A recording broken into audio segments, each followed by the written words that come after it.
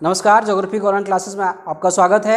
आइए हम लोग बात करते हैं क्लास 12 में हमारी पुस्तक है भारत, लोक और अर्थव्यवस्था। इसके अध्याय 2 प्रवास, और प्रवास के आज हम लोग तीसरे पार्ट की बात करेंगे। इस पार्ट में हम लोग बात करते हैं एनसीईआरटी समाधान की। तो इस एनसीईआरटी समाधान में पहला प्रश्न है, प्रवास की कौन सी धारा पुरुष प्रधान है? तो इसमें ग्रामीण से नगरी। दूसरा प्रश्न है, नगरीय समूहों में भारतीय जनसंख्या का सर्वाधिक अंश किस में है? मुंबई नगरीय समूह इसका उत्तर है। इसके बाद अगले प्रश्न लघुत्तरी की बात करें। लघुत्तरी में जीवन पर्यंत प्रवासी और पिछले निवास के अनुसार प्रवास में अंतर स्पष्ट कीजिए। तो इसमें जीवन पर्यंत प्रवासी यानी जो जन्म स्थान के आधार पर देखा जाता है, और जो पिछला जन्म स्थान प्रवासी है इसका जन्म कहीं और हुआ होता है। इसके बाद लघु उत्तरी प्रश्न में अगला प्रश्न है, उद्गम और गंतव्य स्थान की आयु और लिंग संरचना पर ग्रामीण नगरीय प्रवास का क्या प्रभाव पड़ा? इसमें उद्गम और गंतव्य दोनों की बात करेंगे। तो इसका पहला पॉइंट है, ग्रामीण नगरीय प्रवास में शहरों में पुरुष जनसंख्या में वृद्धि तथा गांव में कमी हो जाती है।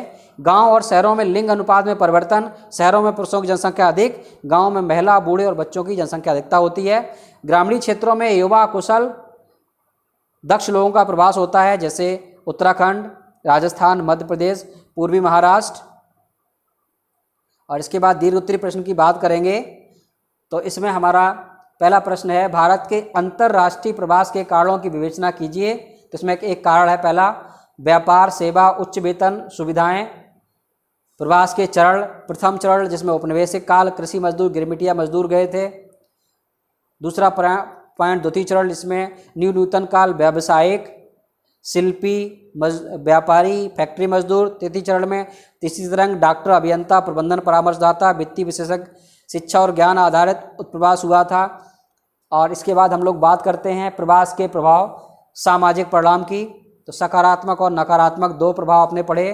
प्रवासी सामाजिक परिवर्तन के अभिकर्ता, नवीन प्रौद्योगिकी परिवार नियोजन, बालिका शिक्षा, विचारों का गाँव की ओर प्रचार प्रसार, विभिन्न संस्कृतियों का मिश्रण, लोगों का मिलजुल बढ़ना, मानसिक और व्यापक होना तथा विचारों में खुलापन आना।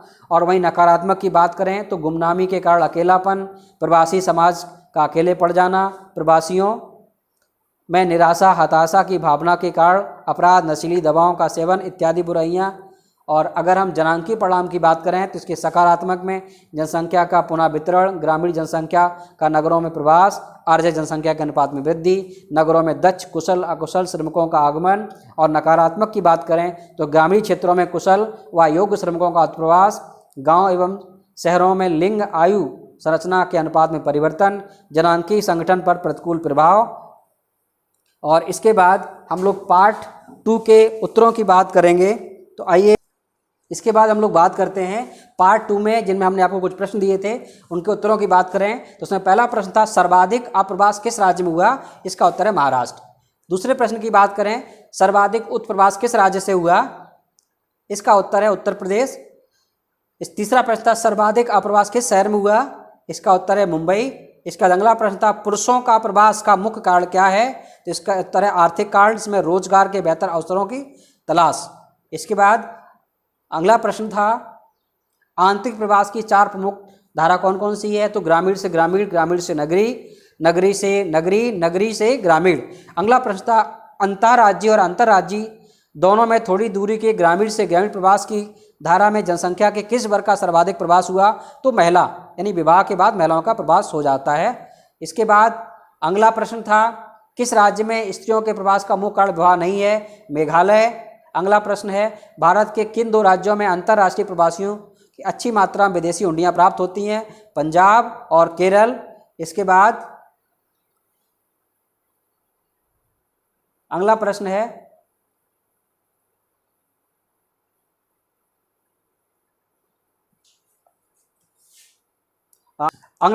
अंतर्राज्यीय और अंतर्राष्ट्रीय दोनों में थोड़ी दूरी के प्रवास के लिए ग्रामीण प्रवास की धारा में जनसंख्या किस वर्ग का सर्वाधिक प्रवास हुआ?